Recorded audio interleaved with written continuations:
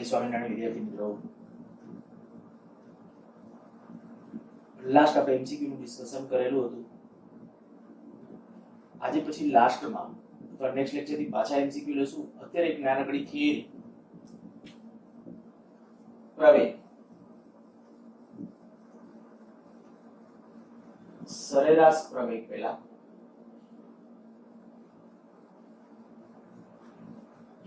પ્રવેગ શું છે એ તમને ખ્યાલ છે? જ્યારે કોઈ પણ પદાર્થ એની ઝડપ સ્થાન કે સમય સાથે વધતી હોય તો એવી ગતિને પ્રવેગી ગતિ કહીએ છીએ, અને જો ઘટતી હોય તો એવી ગતિને પ્રતિપ્રવેગી ગતિ કહીએ છીએ. એટલે પહેલા તો આપણે જો આ શબ્દ ઉપર ફોકસ રાખીએ, પ્રવેગ, તો પ્રવેગની અંદર પ્રવેગી ગતિ અને પ્રતિપ્રવેગી. હવે ઘણી વખત જ્યારે આપણે કહીએ કે બોલશું પ્રવેગ એટલે પ્રવેગી ગતિ છે એવું સમજી નહીં લેવાનું, પણ જો પ્રવેગ ધન આવે એ ગ્રેટર ધેન 0, એ પ્રવેગની સંજ્ઞા છે. પ્રવેગની સંજ્ઞા શું? એ. જો ગ્રેટર ધેન 0 હોય તો પ્રવેગી ગતિ સમજવી, મીન્સ કે ધન હોય તો, પણ એ લેસ ધેન 0 હોય, ઋણ હોય, તો પ્રતિપ્રવેગી. હજી વધુ પ્રેક્ટિકલ બનીને આપણે વિચારશું આગળ જતા. ખાલી અત્યારે પ્રવેગી ગતિ એટલે શું? તો કે સ્થાન કે સમય સાથે પદાર્થની ઝડપમાં વધારો થાય તો પ્રવેગી ગતિ, અને સ્થાન કે સમય સાથે ઝડપમાં ઘટાડો થાય તો એવી ગતિને પ્રતિપ્રવેગી ગતિ કહેવાય. જ્યારે આપણે વાત છે કે ભાઈ સરેરાશ પ્રવેગ, પ્રવેગી ગતિ એટલે પેલા વ્યાખ્યા બધાને ક્લિયર, બરાબર? પ્રવેગી ગતિ કેને કહેવાય, પ્રતિપ્રવેગી ગતિ કેને કહેવાય? જો પદાર્થ, અને ખાલી પ્રવેગની આપણી વ્યાખ્યા આપવી હોય તો એમ કહી શકાય કે સમય કે સ્થાન સાથે જો પદાર્થના ઝડપમાં ફેરફાર થતો હોય તો તેવી ગતિને પ્રવેગી ગતિ કહે છે. ટૂંકમાં સરખા સમયમાં સરખું અંતર ન કપાતું તો એવી ગતિને પ્રવેગ, સરખા સમયમાં સરખું અંતર ન કપાતું હોય તો પ્રવેગી ગતિ કહેવાય. પણ મેં કીધું એ પ્રમાણે પ્રવેગી, જો પ્રવેગ ધન આવે તો એ રિયલમાં પ્રવેગી ગતિ છે, અને પ્રવેગ ઋણ આવે તો એ પ્રતિપ્રવેગી ગતિ છે. આપણે એમ કહીએ કે ભાઈ વાહનમાં દાખલા તરીકે આપણે એસિલેટર દાબી દીધું છે, એસિલેટર દાબેલું હોય ત્યારે વાહન સ્પીડ પકડવાનું છે અને વાહનની સ્પીડ વધતી જાય છે, તો એ ગતિ એ પ્રવેગી ગતિ છે. પણ બ્રેક મારેલી હોય તો વાહનની સ્પીડ ઘટતી જાય છે, પ્રતિપ્રવેગી ગતિ છે. કોઈ પદાર્થને આપણે ઉર્ધ્વ ઉછાળીએ, ઉપર જાય છે એની સ્પીડ ઘટતી જાય છે તો પ્રતિપ્રવેગી ગતિ, નીચે આવે છે સ્પીડ વધતી જાય છે તો એવી ગતિને પ્રવેગી ગતિ કહેવાય. જનરલી આ જે મેં કીધું ધન અને ઋણ, આનો અર્થ આપણે કરીએ કે આ એ લેસ ધેન 0 છે, એક બળ ઉપરથી છે, એ આપણે તો ખરેખર 5મા ચેપ્ટર વખતે છે, પણ અત્યારે આપણે આ ચેપ્ટરને ધ્યાનમાં રાખીને અત્યારે ખાલી આટલું ધ્યાન રાખીએ છીએ. નેક્સ્ટ જે જરૂરી છે એ બાબતો ઉપર ડિસ્કશનમાં જઈએ.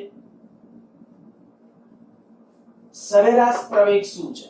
તો કે જેમ સરેરાશ વેગ વ્યાખ્યાયિત કરેલો હતો ને એ જ રીતે સરેરાશ પ્રવેગ, પ્રવેગની સંજ્ઞા તો એ છે, સરેરાશ પ્રવેગની સંજ્ઞા બ્રેકેટમાં આ રીતે એ કરશું તો સરેરાશ પ્રવેગ એટલે શું? તો કે વેગમાં થતો ફેરફાર છેદમાં સમયગાળો, એટલે કે v2 અથવા અંતિમ વેગ માઈનસ પ્રારંભિક વેગ છેદમાં અંતિમ સમય માઈનસ પ્રારંભિક સમય. જેમ ત્યાં અંતિમ સ્થાન માઈનસ પ્રારંભિક સ્થાન છેદમાં અંતિમ સમય માઈનસ પ્રારંભિક, એની જેમ જ આયા વેગનો ફેરફાર છેદમાં સમયગાળો. ધ્યાન રાખજો, આ વેગ પ્રવેગ શું દર્શાવે છે? તો કે વેગ કેટલી ઝડપથી બદલાય છે ને એનું માપ છે. પ્રવેગી શું છે? વેગ કે ઝડપ એ કેટલી ત્વરાથી બદલાય છે.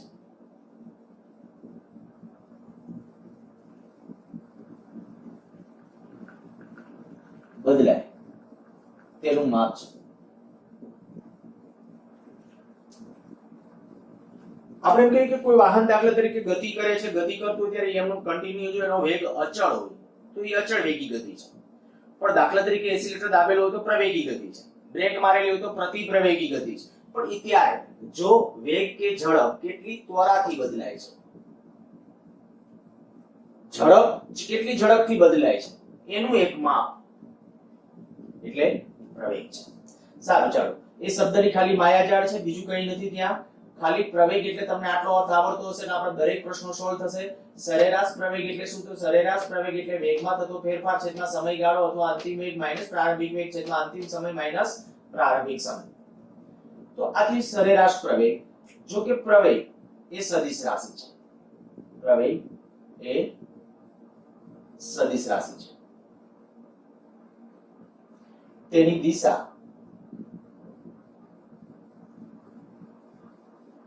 વેગમાં થતા ફેરફારની દિશામાં હોય છે. આ ખાસ શબ્દ અત્યારે ધ્યાન રાખજો.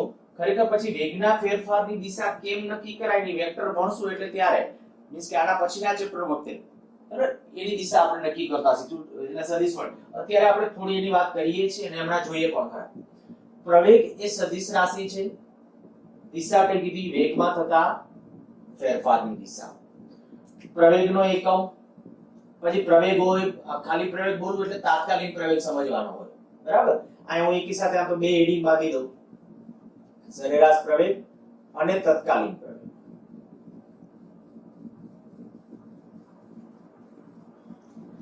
આ એથી આપણી આ પેલું એમાં ડિસ્કશન છે એ કયું છે? સરેરાશ પ્રવેગ. બરાબર? આ સરેરાશ પ્રવેગની વાત છે. તો સરેરાશ પ્રવેગ એનું સૂત્ર લખ્યું. પછી અહીંયા હું લખું છું પ્રવેગ, તો એ પ્રવેગ કીએ કે સરેરાશ પ્રવેગ, તો એ સદિશ રાશિ જોઈ. પ્રવેગ નો એકમ મીટર પર સેકન્ડ સ્ક્વેર છે. આવું બધું આવડે. આનો એકમ છે મીટર પર સેકન્ડ થાય, એનો એકમ સેકન્ડ, એના છેદમાં સેકન્ડ, તો મીટર પર સેકન્ડ સ્ક્વેર. અને આપણે બીજા ચેપ્ટર માં ભણી ગયા છે. પછી આનું પારિમાણિક સૂત્ર, પ્રવેગનું પારિમાણિક સૂત્ર m0 L1 t-2 થશે. આ પ્રવેગનું પારિમાણિક સૂત્ર. જો આમાં સમયગાળો અતિ નાનો લેવામાં આવે, જો limit delta t tends to 0 લેવામાં આવે તો જે પ્રવેગ મળે એને તાત્ક્ષણિક પ્રવેગ અથવા એનું બીજું નામ કેવું તો તત્કાલીન પ્રવેગ. બીજું નામ છે ઓબ્લિક કરીને નીચેનો છેદમાં નો સમજતા. તત્કાલીન પ્રવેગ આના બરાબર શું થાય? તો તત્કાલીન પ્રવેગ એટલે આપણે આમ લખશું limit delta t tends to 0 delta v upon delta t અર્થાત કે dv અપોન dt અર્થાત કે v ઉપર ડોટ. ટોટલી જેમ આપણે વેગની અંદર વાત કરી તેની જેમ જ જો સ્થાનનું અથવા સ્થાનાંતરનું સમયની સાપેક્ષ વિકલન એટલે વેગ, પણ વેગનું વિકલન કરો ને t ની સાપેક્ષ, તો બીજા કોઈની સાપેક્ષ નહીં. વેગનું t ની સાપેક્ષ વિકલન કરો તો આપણને કઈ રાશિ મળશે? પ્રવેગ અથવા તો તાત્ક્ષણિક પ્રવેગ. આ એની આપણા માટે કે આ તાત્ક્ષણિક પ્રવેગ એની સંજ્ઞા મેં એ વડે દર્શાવી છે. તો એને આ રીતે આ સરેરાશ પ્રવેગ જ મેળવવાનો છે. પણ સરેરાશ પ્રવેગ ક્યાં કેવી લિમિટની અંદર? તો કે સમયગાળો અતિ નાનો હોવો જોઈએ. મેં સરેરાશ વેગ માટે તમને ફીલિંગ્સ આપી હતી, સમયગાળો ઘટાડતા જાવ તો એને શું કામ તાત્કાલિક કહેવાય. તો અહીંયા આપણે એ જ હકીકતો છે. અહીંયા આપણે બીજી ડિસ્કશનમાં નથી જવું, ખાલી આટલું ધ્યાન રાખીએ કે સરેરાશ પ્રવેગ આપણે મેળવવો તો શું કરશું? અંતિમ વેગ માઈનસ પ્રારંભિક વેગ છેદમાં અંતિમ સમય માઈનસ પ્રારંભિક સમય. અચ્છા, તાત્કાલિક પ્રવેગ મેળવવો હોય, તત્કાલીન પ્રવેગ, તો શું કરશું? તો કે જે તમને વેગ આપેલો છે વેગનું t ની સાપેક્ષ વિકલન એટલે એ તમને મળી જશે પ્રવેગ. આને મને આમ લખવું તો આમ લખી શકાય. જો અહીંયા આપણે પ્રવેગ છે, પ્રવેગ a બરાબર આપણે આમ લખીએ છીએ dv/dt અર્થાત કે આમ આ d upon dt અને આ v જે છે પાછું v ને બદલે શું લખાય? dx/dt. આગલો લેક્ચર. v એટલે શું? x નું t ની સાપેક્ષ વિકલન એટલે તત્કાલીન વેગ કહેવાય. તો આ વિકલન છે ઓલરેડી આ 2 ટાઈમ આ બીજી વખત વિકલન, તો 2 ટાઈમ્સ વિકલનની સંજ્ઞા આપણે ઓલરેડી ભણી ગયા છે. મેં તમને આ કીધું છે 2 ટાઈમ્સ વિકલન એટલે આવું થાય a બરાબર d2x dt2 અથવા d2x dt2 d2x dt2. તો આ પ્રવેગ એટલે આપણે થઈ ગયું x નું બે વખત વિકલન. 2 ટાઈમ્સ હોય તો બે ડોટ મૂકવાના. અહીંયા વેગનું એક વખત t ની સાપેક્ષ વિકલન છે તો એને કહેવાય પ્રવેગ. એટલે આને બોલવું હોય તો શબ્દમાં શું બોલાય? વેગના ફેરફારનો સમય દર. ક્યારેક આવા એમસીક્યુ માં એમાંય આવું પૂછે છો વેગના ફેરફારના સમય દરનો એકમ જણાવો. વેગના ફેરફારનો જો વેગના ફેરફારનો એકમ કહું ને તો મીટર પર સેકન્ડ. આ વેગનો ફેરફાર એટલે ડેલ્ટા v, એનો એકમ તો મીટર પર સેકન્ડ, કારણ કે આનો એકમ જે થાય એ જ આનો થાય. હવે એકમોની બાદબાકી ન થાય એવું આપણે ભણી ગયા છીએ. તો વેગના ફેરફારનો એકમ શું થાય? મીટર પર સેકન્ડ. પણ વેગના ફેરફારનો સમય દર અથવા વેગના ફેરફારનો દર ખાલી આવે, સમય દર ન લખ્યું, વેગના ફેરફારનો દર, તો એ સમય દર જ સમજવું. હું ફરીથી બોલું છું, વેગના ફેરફાર તો આ ડેલ્ટા v, પણ વેગના ફેરફારનો દર કે સમય દર, તો એને સમજવું કે વેગને છે ને આપણે ભાગી નાખવાનું સમય વડે, અને વેગને ભાગી નાખો તો એનો એકમ થાય, પ્રવેગનો એકમ થશે. તો એ આપણે ધ્યાન રાખશું. તાત્ક્ષણિક પ્રવેગ શું છે, સરેરાશ પ્રવેગ શું છે, બધી ખબર પડી ગઈ. તો પાછા આના રિલેટેડ દાખલાઓ જે હમણાં ઓલા કર્યા હતા એના જેવા, પણ હવે બધા ગોટાળા ન થાય એ આપણે જોવાનું છે. બરાબર? આપણે આલેખો પણ એના રિલેટેડ જે આલેખો છે બધા આલેખો પણ મિક્સઅપ કરશું, બધા વેગના, પ્રવેગના, સ્થાનાંતરના એના બધાના. પણ આ લેક્ચર વખતે જે આપણે ખાલી માત્ર આવું કરીએ કે જે લાસ્ટ લેક્ચરમાં લીધા હતા એવા પ્રકારના એકાદ બે દાખલા લઈએ અને પછી આલેખોનું ડિસ્કશન કરીએ. ગતિ કરતા પદાર્થ સ્થાનાંતર અથવા સ્થાન x બરાબર 5t² પ્લસ 2t પ્લસ 1 મુજબ બદલાય છે. તો પહેલું t બરાબર 0 થી 2 સેકન્ડ વચ્ચે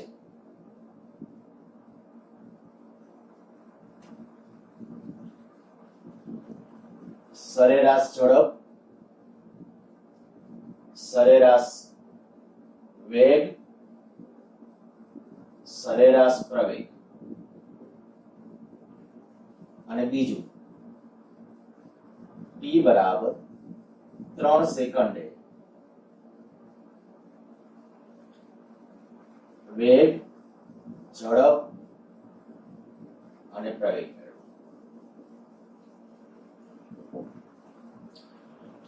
50% દાખલો તમને એમને મેં આવડે છે. 50% માં ખાલી હિન્ટ આપું તો આવડી જાય એવું છે. પહેલા તો આપણે કહ્યું કે x છે એ વધતું વિધેય છે, ઘટતું વિધેય છે કે વધઘટ થતું વિધેય છે. તો જોઈ લો સમયવાળા બે પદ, બે પ્લસ છે, પ્લસ છે એનો અર્થ કે વધતું વિધેય છે, અને વધતું વિધેય હોય તો આ બે સરખા જ આવશે. સરેરાશ ઝડપ બરાબર સરેરાશ વેગ, અને તત્કાલીન ઝડપ ને તત્કાલીન વેગ તો સરખા હોય જ. આ કાઈ ન લખ્યું ત્યારે કયા વેગની ઝડપ સમજવાના છે? તત્કાલીન.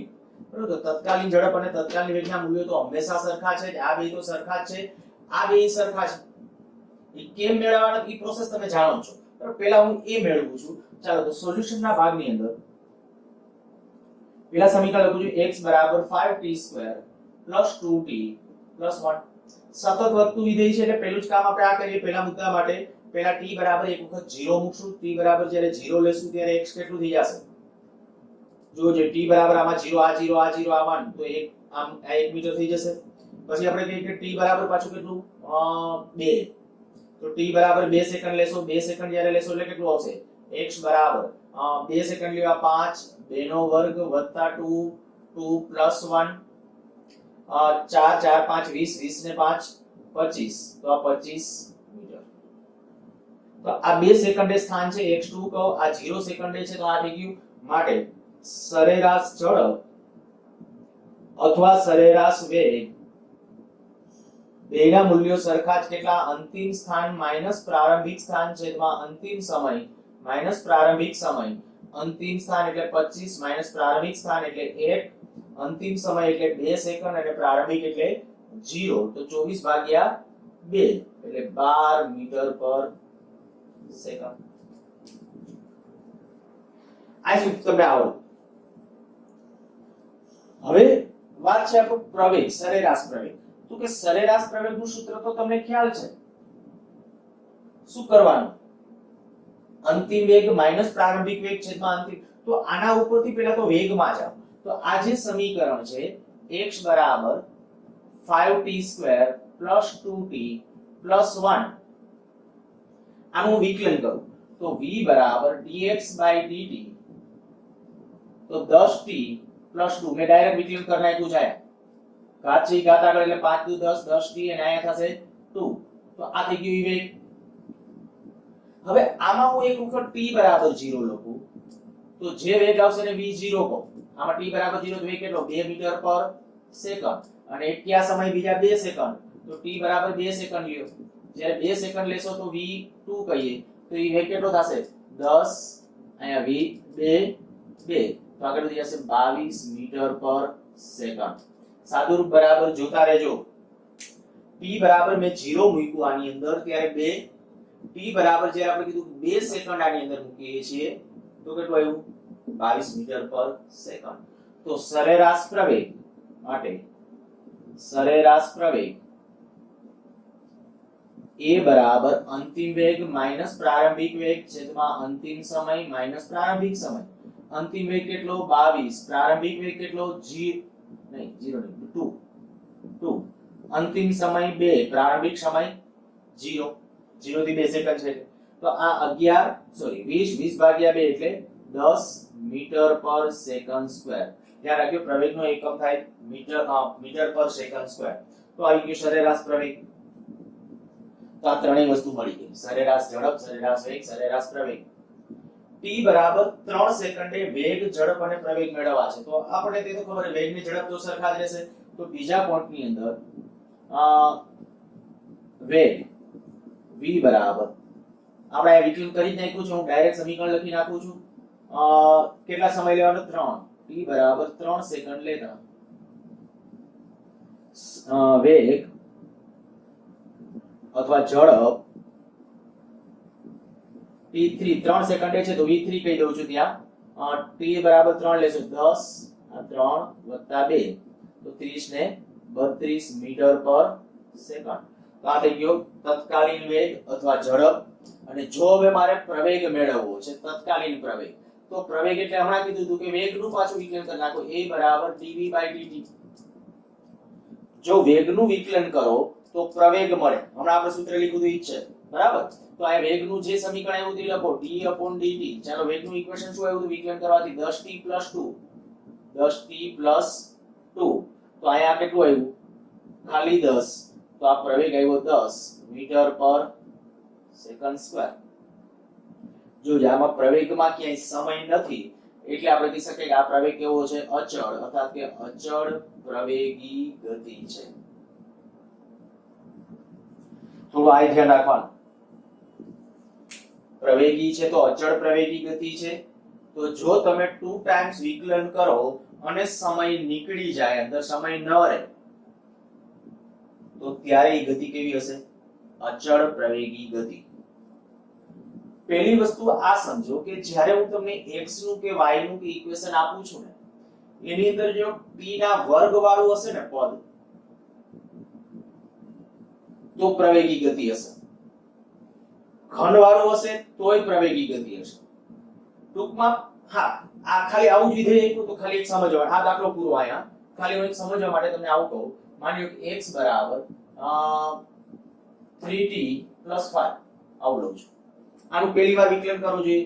પહેલી વાર વિકલન કરો એટલે 3 રહેશે. બીજી વાર વિકલન કરો એટલે પ્રવેગ એટલે 0 થઈ જાય. શું કરું છું ખબર પડી જાવી જોઈએ. થોડુંક હવે સ્માર્ટ બનવાનું. x બરાબર 3t + 5 તો આ આપણે આનું વિકલન કરું છું. આનું વિકલન કરવું એટલે વિકલન v બરાબર dx/dt. તો એ વિકલન એટલે કેટલું થઈ જશે 3. આનું વિકલન કરો એટલે 3 વધશે.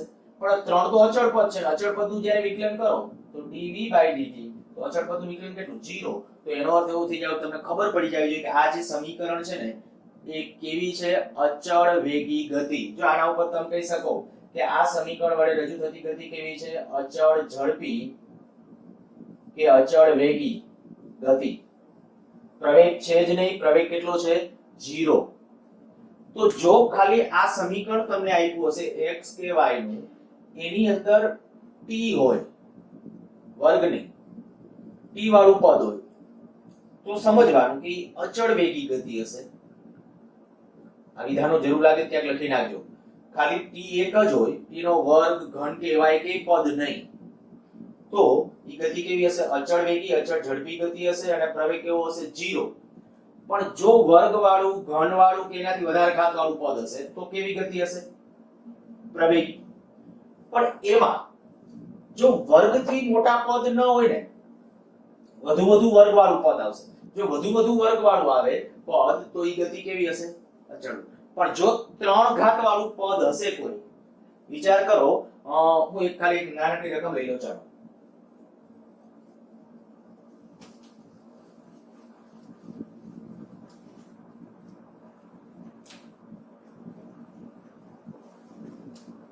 ક્વેશ્ચન,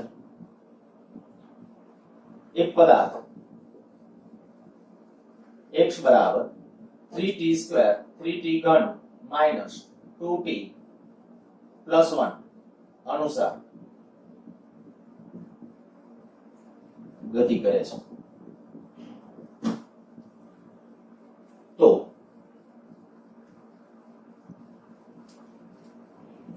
ઓપ્શન પહેલું, પદાર્થની ગતિ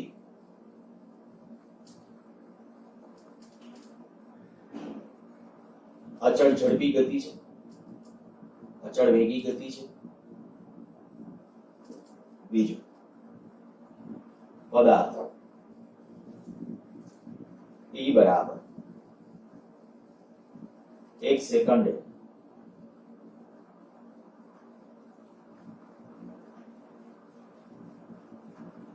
18 મીટર પર સેકન્ડ સ્ક્વેર ના પ્રવેગથી ગતિ કરે છે. પદાર્થ t બરાબર 1 સેકન્ડે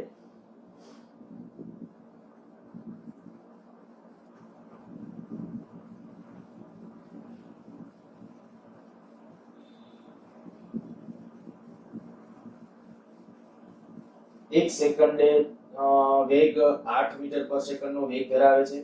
પદાર્થ t બરાબર 1 સેકન્ડે 8 મીટર પર સેકન્ડ નો વેગ ધરાવે છે.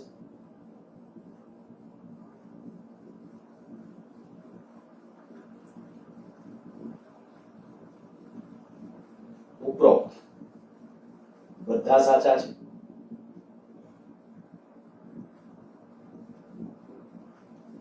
E A B C પૈકી એક પણ નહીં. જોજો, આના નીટ ને જીના લેવલના ક્વેશ્ચનમાં ટ્રાન્સફર થઈ ગયું. આ તમને જે સમજાવ્યું એ છે. ખાલી હવે એમાં જુઓ,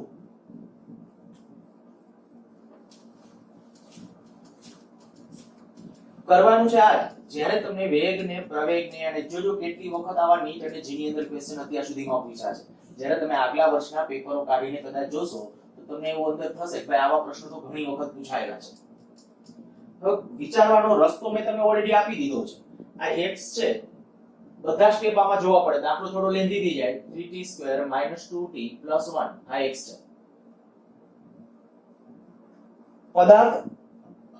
પદાર્થની ગતિ અચળ વેગી છે. પહેલા તો આ સ્ટેટમેન્ટ સાચું ખોટું, તો પહેલા શું કરાય, એનું વિકલન કરો. v = dx/dt, કારણ કે પહેલું વિકલન કરો એટલે વેગ મળી જશે. તો વેગ કેટલો થશે? 9t². ઘાત હોય ઘાત આગળ લઈ લેવાની, 3 3 9, એક ઘાત ઘટાડે -2. જુઓ જોઈ, આ વેગ અચળ કહેવાય તો કે ના, સમય સાથે બદલાય છે. વેગ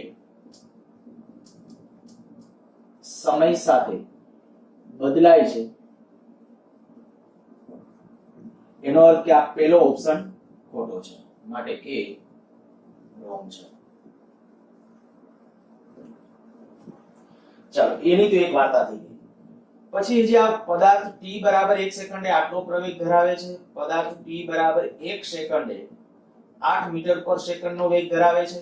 તો આપણે કહીએ કે t બરાબર, હું 1 સેકન્ડ મૂકવાની અંદર t બરાબર, આ સમીકરણ નંબર 1 કહી દો.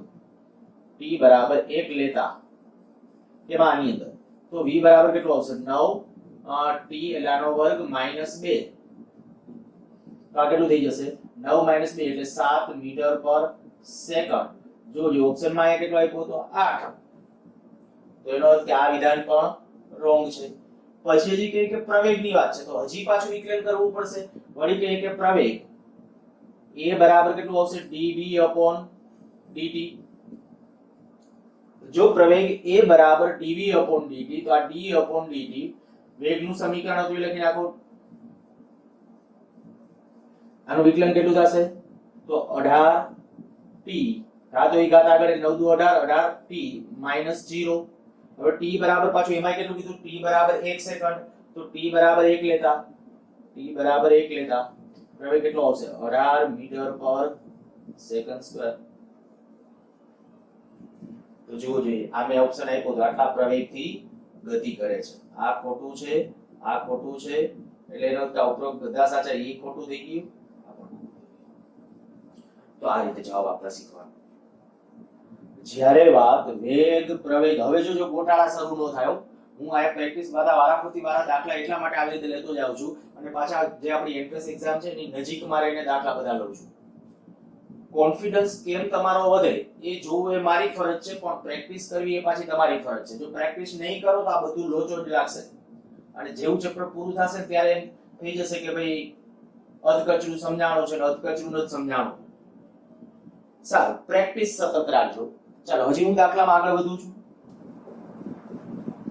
એક પદાર્થ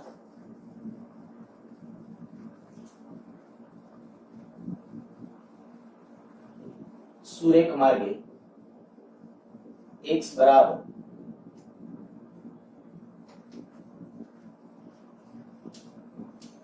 at ઘન minus pt square plus c અનુસાર ગતિ કરે છે.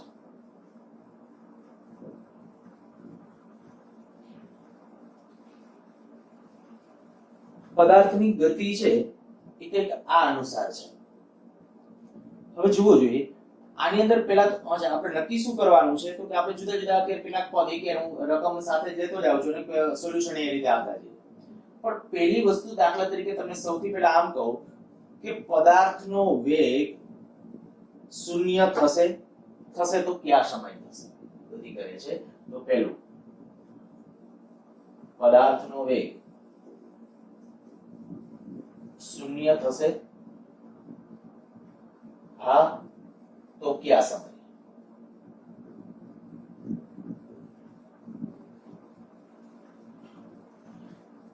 ચાલો પહેલા આપણે અને જ્યાં એબીસી અચળાંકો છે, રકમમાં આપવું પડે એબીસી અચળ છે, આ રકમમાં આપેલું છે.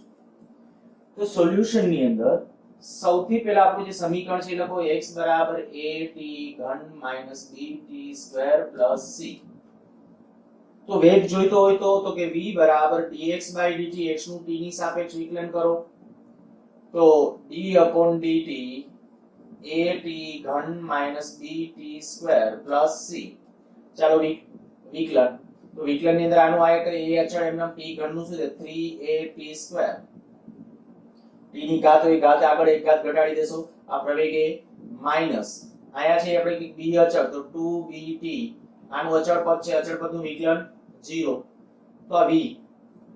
હવે જુઓ જોઈએ, જો હું v બરાબર 0 મૂકું તો t ની કિંમત ધન આવે તો કહેવાનું કે હા પોસિબલ છે. તો હું v બરાબર 0 લઉં છું 2bt. શું થશે આયા? આ પદને ઓલી બાજુ લઈ લો 2bt બરાબર 3at સ્ક્વેર. એક t કેન્સલ કરી નાખો, t એક કેન્સલ કરી નાખો, આ t ને સૂત્રનો કરતા બનાવો, t બરાબર કેટલું આવશે 2b upon 3a. સમય મળી ગયો એટલે આપણો પહેલો આન્સર કે પદાર્થનો વેગ શૂન્ય થશે તો જવાબ છે હા. તો કયા સમય? આ સમય. અચ્છા, હવે આ એક મેં પ્રારંભિક ક્વેશ્ચન પૂછ્યો, તમને એવો ન પૂછે અને ડાયરેક્ટ આવો ક્વેશ્ચન કે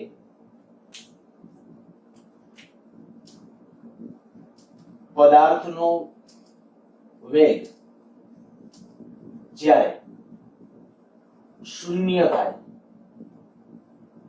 ત્યારે તેનું સ્થાન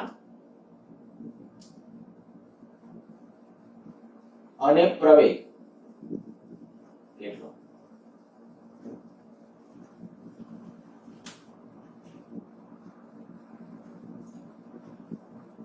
પ્રશ્ન થોડો વિચિત્ર લાગશે. પદાર્થનો વેગ જ્યારે શૂન્ય થાય ત્યારે સ્થાન કયા સ્થાને હશે? ઈ તો ઓકે. પ્રવેગ કેટલો? તમને એમ થાય કે વેગ શૂન્ય હોય તો એનો પ્રવેગ હોઈ શકે? જવાબ છે આ. વેગ શૂન્ય હોય છતાંય પ્રવેગ હોઈ શકે. ધ્યાન રાખજો આ. બરાબર. પછી નેક્સ્ટ લેક્ચર વખતે પ્રૂવ કરી સાબિત કરશું. અને જો કે અત્યારે ઉદાહરણ આપું તમને સિમ્પલી સાદું કહી દઉં. કોઈ પદાર્થ દાખલા તરીકે તમે ઉપર ફેંકેલો હોય તો આમ ઉપર જાતો હોય એનો પ્રવેગ કેટલો કહેવાય? તો કે ખરેખર ગુરુત્વ પ્રવેગ જેટલો હોય અધો દિશામાં, તો ગુરુત્વ પ્રવેગ જેટલો હોય. હવે આમ જ્યાં મહત્તમ ઊંચાઈ પહોંચે ત્યારે એનો વેગ કેટલો? 0, પણ પ્રવેગ તો હોય જ 9.8. બરાબર. આખી એની ગતિ દરમિયાન પ્રવેગ છે. પણ મેં કીધું એની ફિલિંગ્સ પછી કરાવડાવીશ. અત્યારે આપણે એમ કહીએ કે જ્યારે પદાર્થનો વેગ શૂન્ય હોય ત્યારે તેનું સ્થાન અને પ્રવેગ. તો શું કરવાનું? પહેલા તો આ મેળવી લેવાનું. પહેલા આ સ્ટેપ. બરાબર. પદાર્થનો વેગ જ્યારે શૂન્ય, ક્યારે વેગ શૂન્ય છે? t = 2b/3a. પહેલા આ સ્ટેપ ગણવાનું. આ થઈ જાય પછી પહેલા આ મેળવી લેવાનું. મેં કીધું પ્રમાણે t = 2b/3e મેળવવું. પહેલા આ મળી જાય એટલે હવે શું કરશું? સ્થાન વાળું ઇક્વેશન લખવા માટે x = a,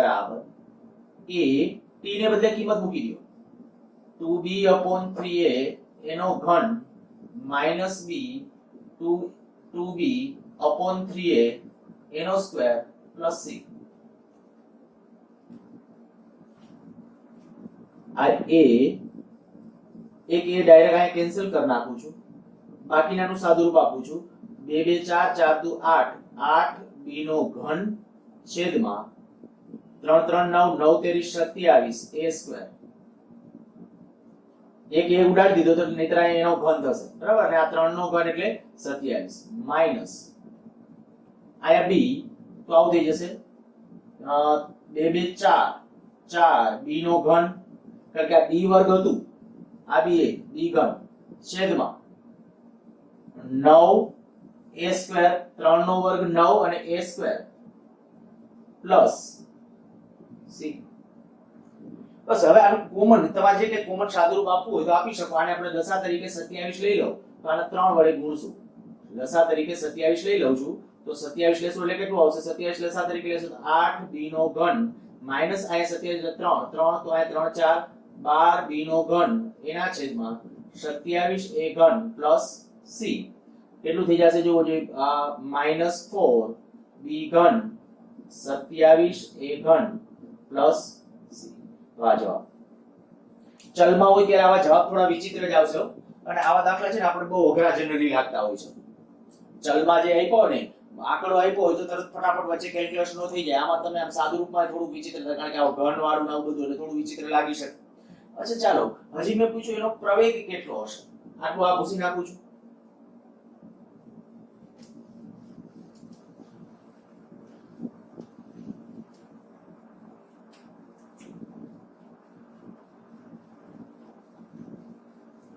પ્રવેગ.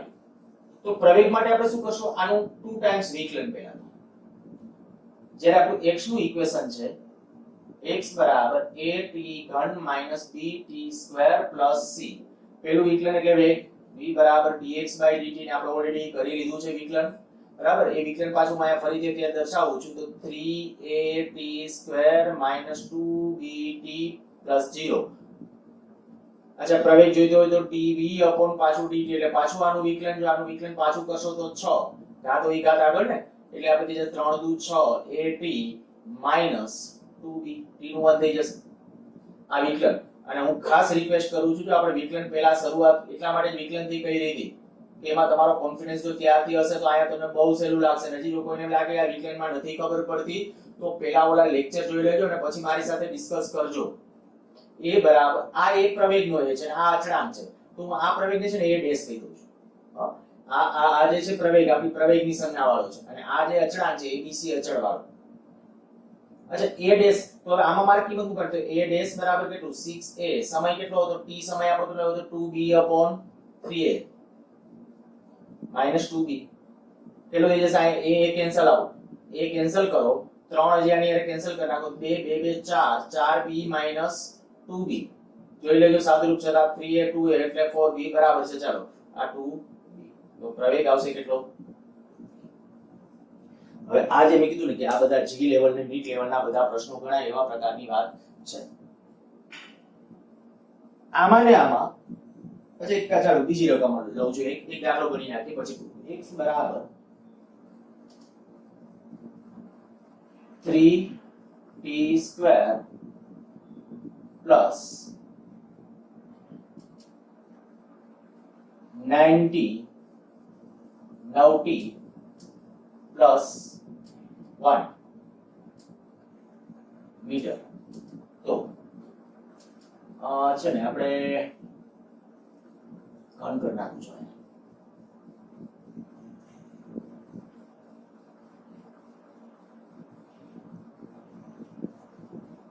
અને આયા કરી નાખું છું વર્ગ. થોડો લેન્ધી બને એટલે લાંબો દાખલો ભલે બનતો હોય. -9t ઘન plus 9t square minus 3t ઘન plus 9t square plus 1 metre. તો પહેલું, જ્યારે પદાર્થનો વેગ શૂન્ય હોય ત્યારે સ્થાન, હવે આ જાતે કરજો આ મુદ્દો, હું બીજો મુદ્દો એક કરાવું છું આની જગ્યાએ, કા પછી આને બીજા મુદ્દા તરીકે લેજો. પહેલો મુદ્દો હું લખું છું એ કરજો. જ્યારે પદાર્થનો પ્રવેગ શૂન્ય હોય ત્યારે સ્થાન અને વેગ મેળવો. અને ત્રીજું,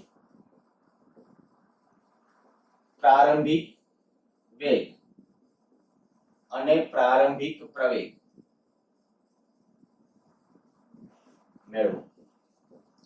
ગમે ત્યારે પ્રારંભિક સમજાવે ને, પ્રારંભિક કે ને ત્યારે બીજું કાંઈ નથી કરવાનું, t બરાબર 0 લઈ લેવાનું છે. વેગ પ્રારંભિક વેગ જોઈતો હોય તો વેગના ઇક્વેશનમાં t બરાબર 0, પ્રારંભિક પ્રવેગ જોઈતો હોય તો પ્રવેગના ઇક્વેશનમાં t બરાબર 0.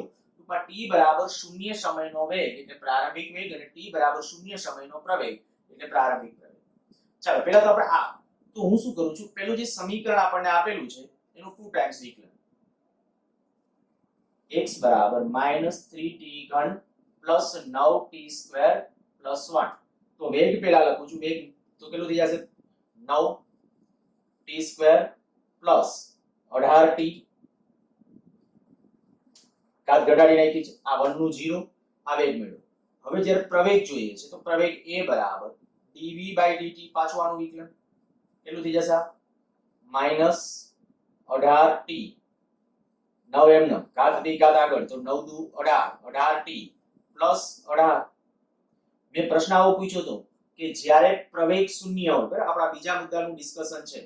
હવે a બરાબર 0 લેતા પ્રવેગ જ્યારે 0 હોય, બરાબર આ પ્રવેગ શૂન્ય તો પ્રવેગ 0 તો 0 બરાબર -18t પ્લસ 18.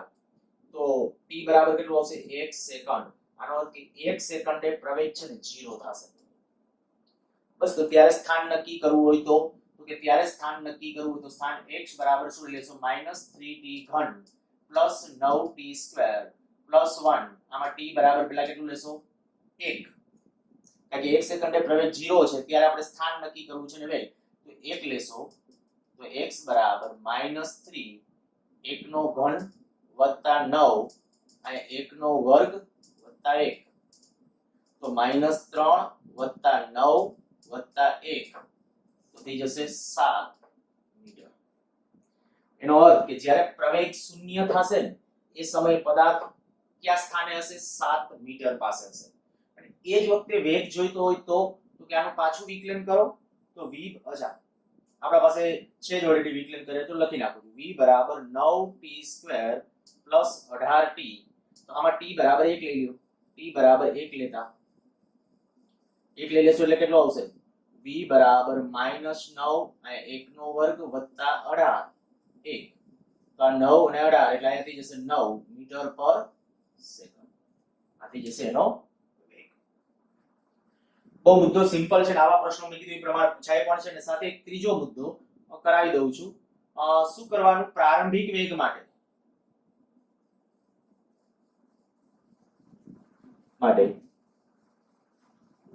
વેગનું આપણું જે ઇક્વેશન છે, વેગનું ઇક્વેશન શું હતું? -9t² + 18t માં t બરાબર 0 લેતા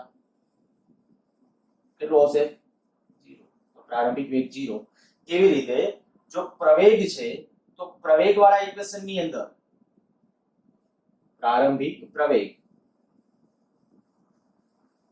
માટે જે પ્રવેગનું ઇક્વેશન છે એ બરાબર -18t + 18, એમાં t બરાબર 0 લઈ લ્યો. t બરાબર 0 લેતા પ્રવેગ કેટલો આવશે? 18 મીટર/સેકન્ડ². બસ આવા બધા કેલ્ક્યુલેશનો કરવાના છે. તો આના રિલેટેડ દાખલાઓ છે એ તમને હોમવર્કમાં આપીશ, પ્રેક્ટિસ કરજો. વધુ આભાર.